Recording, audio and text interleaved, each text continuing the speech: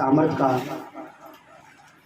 धन्यवाद करता हूँ, थैंक यू करता हूँ जिसने हमें मिलाया है, हमें लाया है।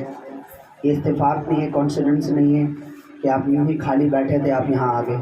परमेश्वर की सोची समझी योजना है। परमेश्वर चाहता है कि आप परमेश्वर में रहें, परमेश्वर में बढ़ें, परमेश्वर में चलें, परमेश्वर में उठें, परमेश्वर में बैठें, परमेश्वर की महिमा आपके जीवन से हो। आमीन। कई बार हमें ऐसा लगता है कि सही चीज को हम गलत समझकर छोड़ देते हैं। कई बार आप मेरे साथ हैं? परमेश्वर आपके साथ है। हालेलुया। परमेश्वर हमारे साथ है। हम परमेश्वर में हैं। आमीन। परमेश्वर हम में है। आमीन। कई बार क्या होता है चर्च, हम अच्छी चीजों को गलत समझ के छोड़ देते हैं। एक बार क्या हुआ, मैं शेप लेने गया एप्पल, तो मेरे मन में दो तरह के दो एप्पल थे, वहाँ पर दो रखे हुए थे। मेरे मन में आ रहा था मैं ये वाला ले लूँ, लेकिन दुकानदार, आपको पता ही कई लोग बड़े समझदार होते हैं, चालाक होते हैं ना, उसने मुझे जानबूझ के उस फल पे नज़र करा दी और ये बोल करके मैं 10 रुपये कम दे देना। मैंने बोला वो वाले अच्छे लग रहे हैं। वो कितने? बोला 120 रुपये वाले को। वो भी 120 रुपये है, ये बढ़िया वाले, ये उससे बढ़िया वाले, ये बोलकर उसने मेरा ध्यान उधर कर दिया। तो मैंने बोला फिर भाई वो भी 120 है, भी चलो 10 रुपये कम दे देना। मैंने वो 1 किलो ले लिए, लेकिन जब मैं घर आया और उस पर स्टिकर भी बड़ा अच्छा लगा हुआ था, तो मुझे लगा बड़ा अच्छे होंगे स्टिकर रहा। लेकिन जब मैं घर लेके आया तो उसने उस जगह स्टिकर लगा रखा था जिस जगह से वो सड़ा हुआ था। तो जब परमेश्वर के दासी ने देखा जब स्टिकर हटा दे तो वहां से सड़ा हुआ था, तो मुझे लगा एक होगा शायद, ऐसा आ गया होगा। पर जब दूसरा हटाया तो वहां से भी वो जहां सड़ा था उसने स्टिकर। तो मैंने अच्छे बुरे के चक्कर में अच्छे को। तो कई बार आपको कोई पास्टर, कोई प्रभु का दास, फॉर एग्जाम्पल मैं, हमें गलत लगेगा, चुभेगा, ये कोई बात है, लेकिन परमेश्वर चाहता है कि हम वहां बने रहे। अगर परमेश्वर मेरे साथ है, परमेश्वर मेरी ओर है, परमेश्वर मुझ में कार्य कर रहा है, तो वो परमेश्वर चाहता है कि हम इस कलीसिया में बने रहें। कई बार हम सही चर्च को ये समझकर छोड़ देते कि वहां कुछ गलत है, और इसका फायदा कौन उठाता है? शैतान। उस फल का फायदा किसने उठा लिया? नहीं, उस दुकानदार ने, क्योंकि शैतान ने नहीं देते मुझे, उसने फायदा उठा लिया, जरा सा स्टिकर चिपकाकर उसको भेज दिया और मुझे ये शो करा कि ये अच्छा फल है ना। पर जरूरत क्या है कि हमें यह समझना है परमेश्वर से कि हम शैतान के बहकावे में ना आए और अपने आत्मिक जीवन को, अपने परिवार को नाश होने से बचा ले। कैसे? हम परमेश्वर से, मैंने कई बार बोला कि मैं, कोई पास्टर ऐसे खड़े होकर नहीं बोलेगा जैसे मैं बोल देता हूं कि अगर ये सेवा, ये मिनिस्ट्री प्रभु की ओर से नहीं है तो प्रभु ये बंद हो जाए, क्योंकि परमेश्वर की ओर से जब नहीं है, ना तो ये बढ़ेगी, ना तो ये किसी के लिए आशीष का कारण है, ना तो ये मेरे लिए आशीष का कारण है, बल्कि ये तो, इससे अच्छा तो मैं वो काम करूं प्रभु ने जो मुझे करने के लिए चुना है। लेकिन प्रभु ने मुझे दर्शन दिया, प्रभु ने मेरी अगुवाई की, प्रभु मुझे चला रहा है कि प्रभु ने कहा है कि मैं तेरे साथ हूं, ये मेरी ओर से है, तू इसे कर, मैं तुझे बढ़ाऊंगा। और हर कलीसिया में जो आज बड़ी है, याद रखिए, गड़बड़ी का आत्मा, अविश्वास की स्पिरिट ऐसे लोगों के जीवन में काम करती है जो चर्च के लिए आशीष का कारण है। जैसे मान लीजिए कोई बच्ची है और शैतान को पता है अगर ये चर्च से जुड़ेगी तो ये क्या करेगी? औरों को लाएगी। तो वो क्या करेगा शैतान? उसको हमेशा चर्च से, कलीसिया से दूर, क्योंकि उसे पता है जितने रूहें यहाँ आएंगी वो बचाई जाएगी, वो नया जन्म लेंगी, बपतिस्मा लेंगी, प्रभु में चलेगी। तो वो क्या करेगा? प्रभु के पास वो ना आए, इसलिए वो क्या करेगा? समझ रहे हो? कड़वाहट की दीवार।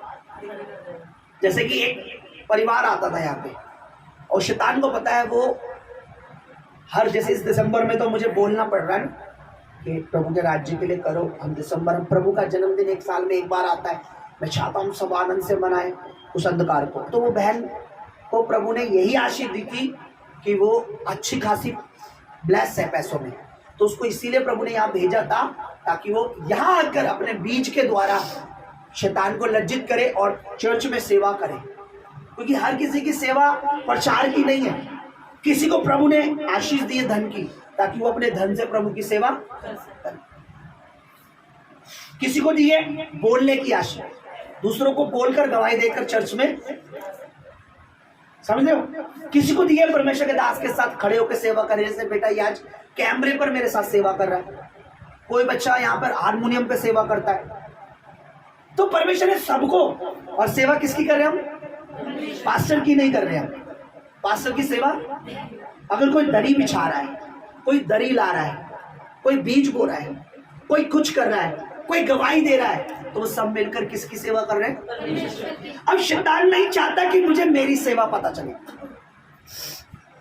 कि इस बेटी को पता लगे कि देख बेटी तेरी सेवा ये है कि तू परमेश्वर के राज्य में बो और लोगों को परमेश्वर के भवन में लेके आ, ताकि लोग क्या करें? बपतिस्मा पाए, उद्धार पाए, प्रभु में बढ़े। तो शैतान क्या करेगा? उसे हमेशा हर बार परमेश्वर की आत्मा से अलग रखेगा। कितने पेड़ थे अदन के बाग में? कितने पेड़ थे जो इंपॉर्टेंट थे? बताइए। 2 पेड़ थे जो प्रभु ने बोला था, एक किसका है? भले और बुरे के ज्ञान का, और एक इंपॉर्टेंट पेड़ था किसका? जीवन का।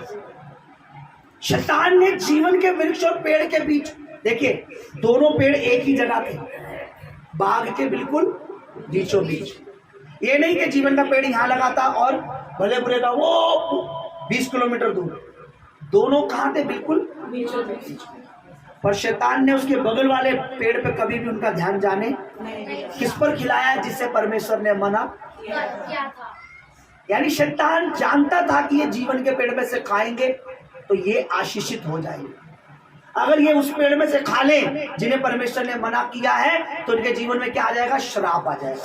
बाद में वो श्राप आया ना, परमेश्वर ने औरत को श्राप दिया, उसके पति को श्राप दिया, सांप को भी श्राप दिया।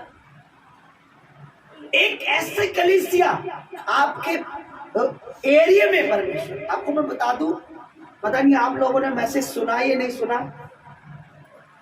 हर एरिया में, कोई भी एरिया, चाहे दिल्ली लगा लो, चाहे हरियाणा, पंजाब, सारे ही परमेश्वर के दास नहीं होते जिन्हें परमेश्वर खड़ा करता है।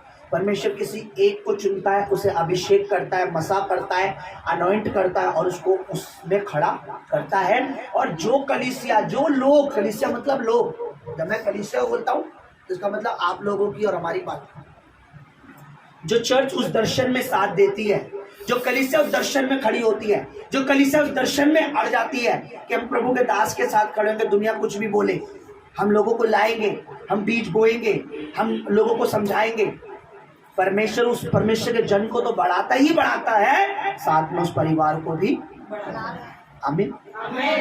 क्योंकि वो उस चीज में साथ दे रहे हैं जो परमेश्वर चाहता है, वो उसमें साथ नहीं दे रहे जो परमेश्वर नहीं चाहता।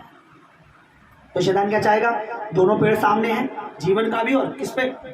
देखिए आप लोग, 2 चर्च है, हमें ध्यान से आप सुनिए, 2 चर्च है। यहाँ पर वो चर्च है जिसमें परमेश्वर कार्य नहीं कर रहा, यहाँ वो कलीसिया है जिसमें परमेश्वर कार्य। शैतान क्या चाहेगा? ज्यादा लोग वहां चले जाएं जहां परमेश्वर कार्य, क्योंकि उसे कोई डर नहीं है, वहां लोग जाएंगे, उसे पता है यहाँ जाएंगे, यहाँ होने वाला कुछ। लेकिन अगर इस कलीसिया में चले गए जहाँ परमेश्वर कार्य कर रहा है, तो ये तो बचेगी और औरों को भी बचाएगी। हमें अपनी आत्मिक बुद्धि खोलनी है, परमेश्वर की आत्मा से कहना, परमेश्वर मुझे उस कलीसिया से जोड़े रख, मुझे उस भवन से जोड़े रख, मुझे उस दास से जोड़े रख जो तेरी ओर से खड़ा है।